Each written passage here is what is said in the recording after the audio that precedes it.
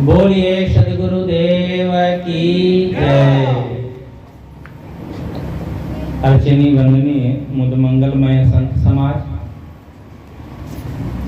सत्संग प्रेमी बंधुओं एवं श्रद्धा मूर्ति देवियों, अभी संतों से बहुत सुंदर भजन और शिवाला पुरवा से पधारे श्री संत साहेब जी के भजन और उस पर बहुत सुंदर व्याख्यान सुन रहे थे।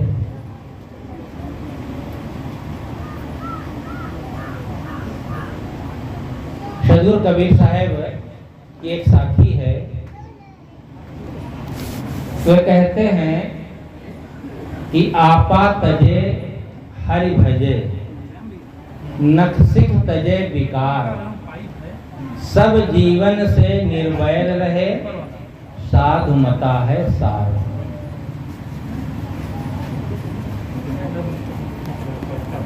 एक साखी में सद्गुरु कबीर साहब सारी बातें कह देते हैं। हमारे जीवन को बदलने के लिए एक वाक्य ही काफी है।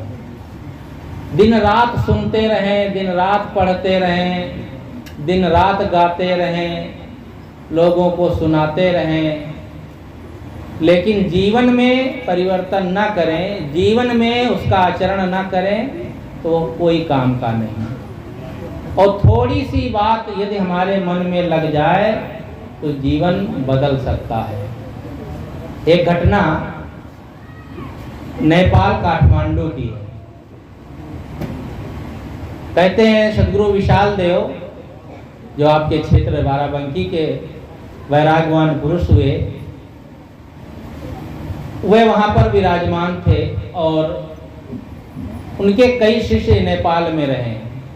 सद्गुरु आज्ञा साहब के भाई नेत्र बहादुर थापा, वे सुप्रीम कोर्ट के जज थे। तो उनके मेज पर संतों की पुस्तकें रखी रहती थी। एक पुस्तक जो सद्गुरु विशाल देव की मूल रचना विशाल वचनामृत है रखी थी। तो एक मुवक्किल आया, बीच बीच आता रहता था, मिलता रहता था। उसने जब देखा तो उसके मन में कुतूहल हुआ, तो उसने कहा, हुजूर इसको मैं देख लूं? हाँ बिल्कुल। तो उठाया और जैसे ही खोला तो उसमें खोलते ही एक शब्द है कि जगत में रह के करिहव का। उसको ये शब्द की पहली लाइन इतना धक्का कर गई, उसने सोचा शायद भूल जाएंगे। कहा हुजूर इसको लिख लूं? कहा हाँ पूरा लिख लो। कहा बस एक लाइन उसने लिखा और वापस कर दिया। कहा पूरा शब्द लिख लो? कहा नहीं बस हो गया हुजूर, हो गया। और उस लाइन को लिख करके उसके बाद वो वहां से चला गया। लौट करके वो कचहरी में कभी दिखाई नहीं दिया। बाद में पता चला कि वो साधु हो गया।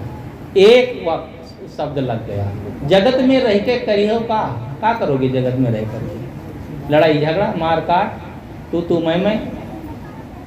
घर गृहस्थी में पत्नी एक साथ प्रेम से रह नहीं पाते हैं, और जानते सब हैं कि थोड़े दिन का संगम है, थोड़े दिन का मिलन है, प्रेम से रहना चाहिए, एक दूसरे के साथ सुंदर बर्ताव करना चाहिए, सब जानते हैं, सुनते भी हैं, लेकिन जीवन में शांति नहीं आ पाती है, क्योंकि वह ज्ञान की बातें आचरण में नहीं आती। क्या करोगे संसार में रह करके? इसीलिए जन्म लिए हैं, लड़ाई झगड़ा करने के लिए, बाल बच्चा पैदा करने के लिए, घर मकान बनाने के लिए, गाड़ी लेने के लिए। ये सब कब से करते आए हैं? अनादिकाल से कितनी बार राजा हुए, प्रजा हुए, पता नहीं क्या क्या हुए, सब कर करके यहाँ से चले गए, लेकिन शांति कहाँ मिली? जगत में आए हैं तो मनुष्य जीवन का केवल एक ही धर्म है, अपना कल्याण करना। जीवन इस संसार से जाने के पहले हमारे मन की व्यथा दूर हो जाए। हमारे जीवन की कथा तो समाप्त हो जाती है, लेकिन मन की व्यथा समाप्त नहीं होती है। यही दुख का कारण है। तो साहब कहते हैं आपा तजे, यदि मनुष्य जीवन पाए हो, भक्ति कर रहे हो, सत्संग कर रहे हो, जीवन में यदि कोई अच्छा कर्म करना चाहते हो और सुख से जीवन जीना चाहते हो, तो मैं एक बात कह रहा हूँ। पहली बात कि अहंकार का त्याग करो। आपा का अर्थ कई होते हैं। शब्दकोश में तो आपा अपने आत्मा को भी कहते हैं, अपने चेतन को भी कहते हैं, और होश हवास को भी कहते हैं। जब ज्यादा कोई गुस्सा करता है ना, तुम अपना आपा खो दिए क्या, इतना गुस्सा करते हो कि आपा ही खो देते हो, तो होश हवास को भी आपा कहते हैं। और यहाँ जो अर्थ है वह है अहंकार। ये हमारे मन का अहंकार हर जगह टनकता रहता है। जैसे खूंटा बीच रास्ते में गाड़ दो, इधर से आओ उधर से आओ, तो पैर में लगता रहेगा। तो ये अहंकार का खूंटा हमारे मन में ऐसा गड़ गया है कि इसको हम निकालना ही नहीं चाहते हैं, और हर समय ये पैर में लगता रहता है। अहंकार के कारण ही आदमी कितना दुखी होता है और संसार में अपेश का भागी होता है, लेकिन अहंकार नहीं छोड़ पाता। रावण ने कहा था कि मैं टूट सकता हूं लेकिन झुक नहीं सकता हूं। रामायण की कहानियां तो आप लोग सुनते रहते हैं, रामायण होती है तो वहां भी सुनते हैं, और रामायण में सब लिखा ही है। मंदोदरी ने बहुत समझाया, अन्य लोगों ने भी समझाया, विभीषण ने भी समझाया, सब ने, लेकिन नहीं, कहा मैं टूट सकता हूं लेकिन झुक नहीं सकता हूं। ये, और रावण कोई बेवकूफ थोड़े था। चारों वेदों का ज्ञाता, प्रकांड पंडित, पुलस्त कुल में उत्पन्न हुआ, ब्राह्मण कुल में उत्पन्न हुआ, सब प्रकार से योग्य होते हुए भी वह जीवन को अपने व्यर्थ गवा दिया और अपयश का पात्र बना। हालांकि केवल रावण के लिए, देखो दशहरा में उसको जलाते हैं। रावण के कहते हैं 10 सिर थे, और 10 सिर थे तो आंखें 20 जरूर होंगी। तो 20 आंखों से एक स्त्री को गलत निगाह से देखा तो आज रोज जलाया जाता है। और आज के रावण ये 2 ही आंखों से देखते हैं, इनको क्यों नहीं जलाया जाता है? आज के रावण उस रावण से कोई कम है? वे एक स्त्री को देखा तो आज भी अपेश का पात्र जलाया जाता है। और आज आदमी जिस स्त्री को देखता है बस मन खराब कर लेता है। तो क्या उस रावण से हम सब कम है क्या? जीवन में जो भी गलत करेगा, उल्टा करेगा, वो अपेश का पात्र होगा। लेकिन ये अहंकार राजा बन बैठा है। हमारे मन में अहंकार होता है, हम घर के मालिक हैं, मेरी बात ये बच्चे कैसे नहीं मानेंगे? अरे हम घर के सास है ना, बहू आई है तो मेरी निगाह जिधर जाए दौड़ करके बहू कूद कर आ जाए, मेरे उंगली के इशारे से चले। अहंकार, बड़ा होने का अहंकार, मालिक होने का अहंकार, गुरु होने का अहंकार, जहां भी किसी भी चीज का अहंकार जब आता है तो वह दुख का कारण बनता है। इसलिए अहंकार का त्याग करें। साहब कहते आपा तजे। दुर्योधन को बहुत समझाया, और यहाँ तक कि श्री कृष्ण जो है शांति संदेश लेकर भी गए। पांडव कह रहे हैं कि 5 गांव दे दें तो भी हम लड़ाई नहीं करेंगे। उसने कहा नहीं, बिल्कुल नहीं देंगे, सुई के नोक के बराबर भी जमीन नहीं देंगे बिना लड़े। क्योंकि वो सोचता था हमारे 100 भाई हैं, वो तो 5 ही हैं। लेकिन अहंकार वो ऐसा राजा बन बैठा कि उसका विनाश कर दिया, लेकिन वो झुक नहीं सका। क्या वो जानता नहीं था हम अधर्म कर रहे हैं? जानता था। उसने कहा भी है, आप महाभारत में पढ़िए, शांत पर्व में कथा आती है, उसने कहा कि जानामि धर्मम न च मे प्रवृत्ति और जानामि अधर्मम न च मे निवृत्ति। मैं धर्म को जानता हूँ लेकिन मुझे कोई प्रवृत्ति नहीं है उसमें, मुझे कोई रुचि नहीं है धर्म में, और धर्म को भी जानता हूँ लेकिन मैं छोड़ नहीं सकता हूँ। जानता था कि मैं अधर्म कर रहा हूँ, अपने भाइयों का हक मार रहा हूँ, लेकिन वो छोड़ न सका। ये अहंकार होता है। अहंकार कहीं भी कूद करके आ जाता है। मैंने कहा ना, बड़े होने का अहंकार, मालिक होने का अहंकार, ज्यादा धन है तो धन का अहंकार, बड़े सुंदर है तो रूपवान होने का अहंकार। ये रूपवान होने का अहंकार क्या कितने दिन का, 2, 4, 10, 20 साल में, और जवानी चली जाएगी, फिर रूखे सूखे हो जाएंगे। काहे का रोग? और धन सदैव कहाँ बना रहता है, बड़ा पद कहाँ रहता है। 5 साल में फिर चुनाव हो जाता है, कान पर के निकाल दिए जाते हैं। कहीं किसी चीज का अहंकार करना हमारी मूर्खता ही है। ज्ञान हो गया, विद्वान हो गए, प्रवक्ता हो गए, इसका अहंकार हो जाता है। अहंकार कहीं भी हो जाता है। एक उदाहरण याद आया, एक पंडित जी जो कथा कहते थे, कथा जो कहने लगता है उसे पंडित जी कहने लगते हैं लोग। उसे कथा तो सब कह सकते हैं, ये तो अब तो राजनीति चली है, वह हम लोग से ज़्यादा आप लोग देखते हैं कि फलाना कथा कह सकता, हम जाति का, हम वर्ण का, हम नहीं कह सकता, वो हम बड़े ज्ञानी हैं, वो बड़ा बेवकूफ़ है, दूसरे को सब दिखाते हैं। तो इसमें तो सब राजनीति घुसी, हम लोगों के इस चक्कर में नहीं पड़ना है।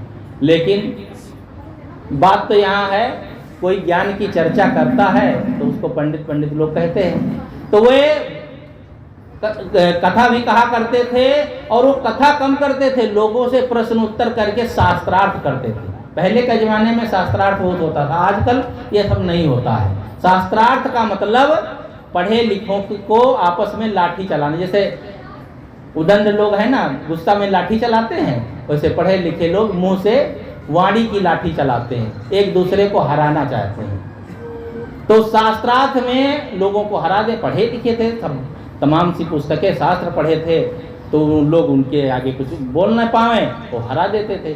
और हरा देते थे तो शर्त रख लेते थे कि हारने पर तुम्हें ये देना पड़ेगा। एक गांव से दूसरे गांव जाने के लिए, कथा कहने के लिए, तो उनका साधन क्या था? भैंसा। पहले कोई कार मोटर थी नहीं पहले के ज़माने में, तो 2 भैंसा रखे थे। एक भैंसे पर सामान रख लेते थे और दूसरे भैंसे पर अपना बैठ लेते थे, यमराज जैसे चल देते थे। जो वहाँ मिलता था सब दूसरे भैंसे पर लादते चले जाते थे।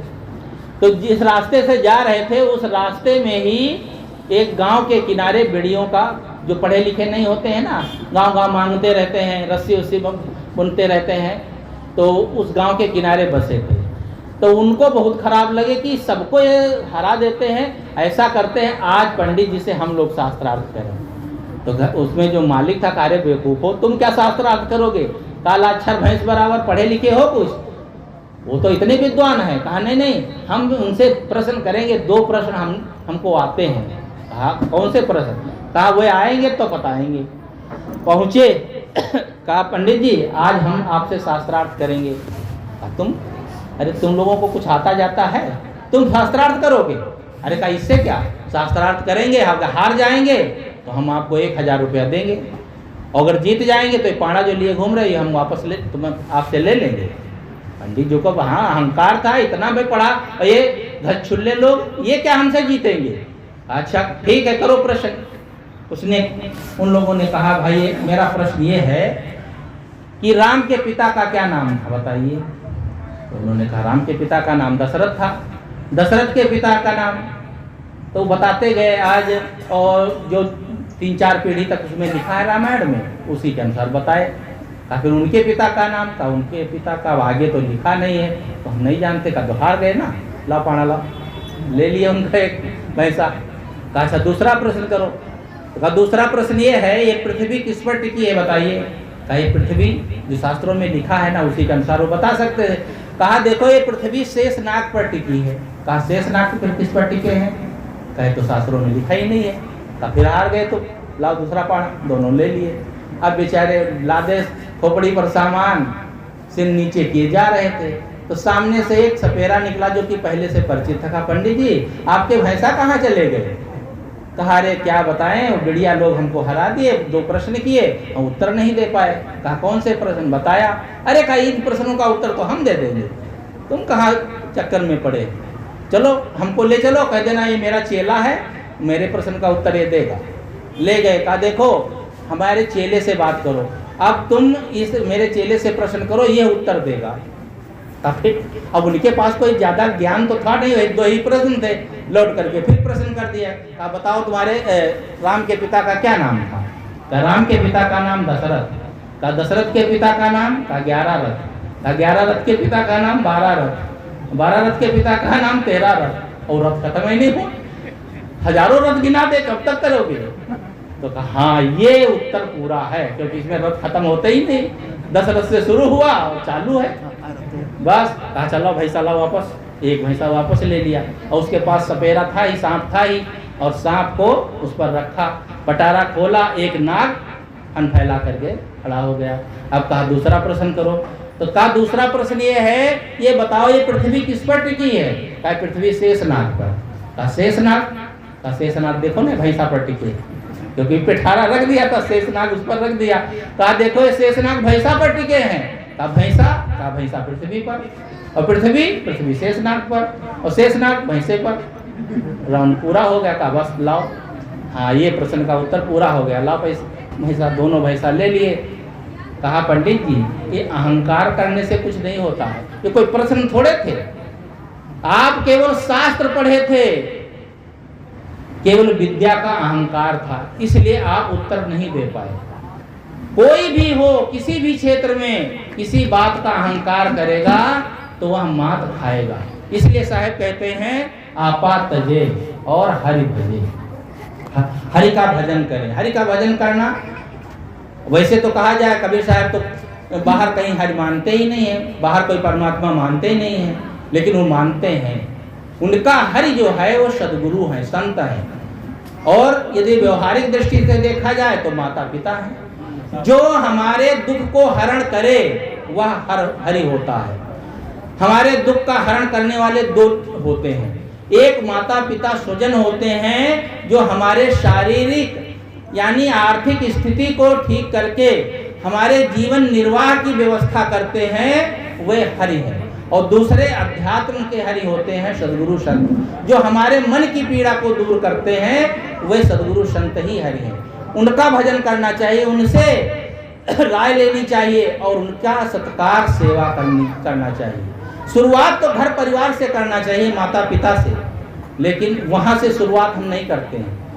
माँ बाप की इज्जत नहीं करते हैं, बहू सास की इज्जत नहीं करेगी, कहना नहीं मानेगी, उसका जो लालन पालन जैसी कर्तव्य का पालन नहीं करेगी।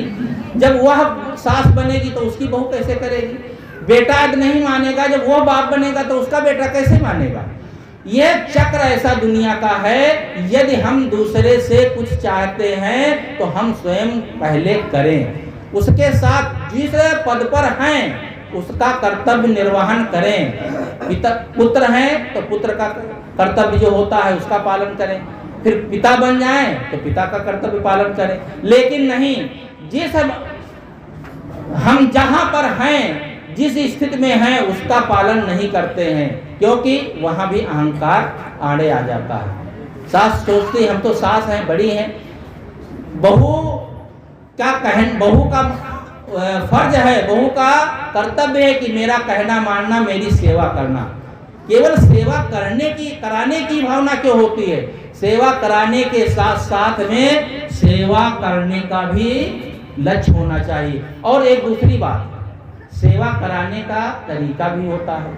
अरे किसी से कुछ कहना है, किसी सेवा लेना है तो उसे प्रेम से बोलो, उससे सद्भाव रखो, विनम्रता रखो, कोमलता रखो, तब वह उसका मन तुमसे जुड़ेगा।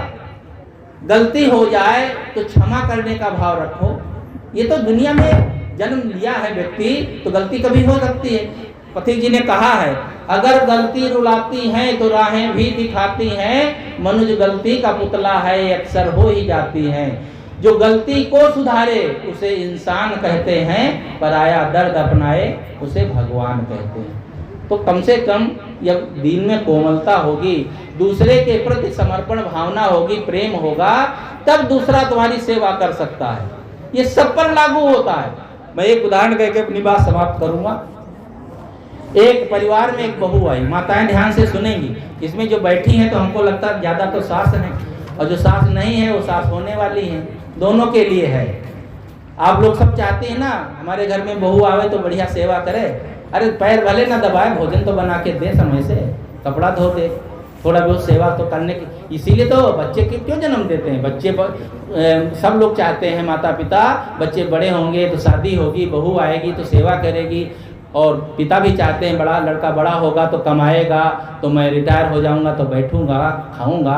ये सब तो भावना होती है, भले कोई करे ना करे, लेकिन ये भावना से नहीं काम चलेगा। अपने अंदर वह योग्यता हो, वह सेवा कराने का तरीका भी मालूम हो। मैं एक तरीका बताता हूँ। एक घर में बहू आई तो उनके घर में दूध ज़्यादा होता था, तो दूध का दही बना करके मक्खन निकाल कर घी बना लेते थे, बेचते थे, कुछ खाते थे। तो एक दिन 10 किलो मक्खन को गर्म किया बहू ने, और घी जब तैयार हो गया तो गरम गरम उसको ले जा करके रखने के लिए चली, और हाथ से बर्तन छूट गया, पलट गया, सारा घी बिखर गया। कच्चा आंगन था। अब वो कांप गई बेचारी कि इतना बड़ा नुकसान। छोटा गिलास उलास गिर जाए, थोड़ा बहुत कोई नुकसान हो जाए तो आदमी को दुख कम होता है, डर कम लगता है। अब वो पहले बार आई थी, थोड़े दिन आए हुए थे और इतना बड़ा नुकसान हो गया। लेकिन हाँ, और दूसरी घटना कि सामने सास भी बैठी थी, उसने जैसे देखा कि बहू के हाथ से बर्तन गिरा, घी पलट गया, वो दौड़ी वहाँ से। तब उसके प्राण सूख गए कि आज मेरी सामत आ गई है। लेकिन सास दौड़ करके आती है और झट से अपने साड़ी के पल्लू से बहू का पैर पोंछने लगती है। कहती है, बेटी बहू तेरा पैर तो नहीं जल गया? गरम गरम घी पैर पर गिर जाए तो क्या दशा होगी? उसने कहा, अब उसके जान में जान आई। तो कहा, मम्मी पैर तो नहीं जला लेकिन घी खराब गया, बहुत बड़ा नुकसान हो गया। उसने कहा, सास ने कहा, अरे कोई बात नहीं बिटिया, घी खराब हो गया, खराब हो जाने दो, फिर हो जाएगा। मैं तो डर गई थी तेरे पैर पर गिर गया होगा तो तेरे पैर का क्या हाल होगा, तू जल गई होगी, लेकिन गुरु की कृपा से तेरा पैर बच गया, तो ठीक ठाक है, तू सही सलामत है, मुझे कोई परेशानी नहीं। अरे कोई बात नहीं, घी खराब हो गया, हो जाने दो। जरा भी ना डांटा और ना तो प्रवचन झाड़ा। कितने लोग होते हैं थोड़ा डांटते नहीं है तो ज्ञान बघाड़ने लगते हैं जब गलती हो जाती है। ऐसे करना चाहिए, ऐसे बैठना चाहिए, ऐसे पकड़ना चाहिए, तुमको पता ही नहीं है। अब उस समय ज्ञान बताने से क्या होता है? हो गई गलती तो हो गई, नुकसान हो गया तो हो गया। वस्तु का नुकसान हो जाना सह लेना चाहिए, मन का खराब होना ये बहुत बड़ा नुकसान है। मन खराब ना हो, वस्तु खराब हो जाए तो फिर बन जाएगी। मन को ठीक रखो, क्योंकि दिन रात लोगों के बीच में रहना है और मन को ठीक रखना है। बहू पर इसका बहुत बड़ी गहरा असर पड़ा। जब सास बूढ़ी हो गई, उसके कपड़े धोए, गंदे कपड़े, बदबू आए, तो एक दिन सास ने कहा, बेटी तुझे कपड़े धोती है, बड़ी बदबू आती है। तो बहू ने कहा, नहीं अम्मा, मुझे बदबू नहीं आती है, मुझे तो घी की सुगंधी आती है। कपड़ों से घी की सुगंधी आएगी क्या? नहीं। वह घटना ने उसके मन में ऐसी सुगंधी भर दी कि उसे जीवन भर याद रखा, और वही एक घटना दोनों के आपस में प्रेम का कारण बन गई। ऐसा हम लोग कर पाएंगे? मुश्किल है। उसमें तो 4 बातें सुना देंगे, तेरा हाथ टूट गया क्या, तेरी अम्मा ने कुछ बताया नहीं, सिखाया नहीं, और घर वाले उनकी ससुर नैहर वालों को ज़्यादा 2-4 बातें सुना देंगे, वो बेचारे क्या करें। लेकिन नहीं, ये माताओं का, लेकिन सब माताएं ऐसी नहीं होती हैं। मैं ऐसा नहीं है कि ये केवल कहानी है, ऐसी होती हैं जो बहू को भी बेटी से बढ़कर मानती हैं और अपना घर स्वर्ग बनाती हैं। स्वर्ग कहीं बाहर आकाश में नहीं है, अपने घर परिवार में ही स्वर्ग बनाओ। सुंदर वर्ग, सुंदर परिवार ही स्वर्ग होता है। तो मैं कह रहा था कि आपा तजे हरि भजे, नक्सिक तजे विकार, और सब जीवन से निर्वैर रहे, साधुमता है साथ। सभी जीवों से निर्वैरत्व की भावना रखो। कोई हमारा दुनिया में दुश्मन नहीं है, कोई शत्रु नहीं है, सब हमारे प्रिय हैं, अपने हैं। और ऐसी भावना जब होती है, यही साधुमत है, यही संतों का विचार है। मैं अपनी बात बहुत अधिक नहीं बढ़ाऊंगा, क्योंकि हमारे बीच में और पूज्य साहिब जी विराजमान हैं और एक कार्यक्रम समापन की ओर है, इसलिए मैं अपनी बात यहीं पर समाप्त करता हूँ। बोलिए सद्गुरु देव की जय।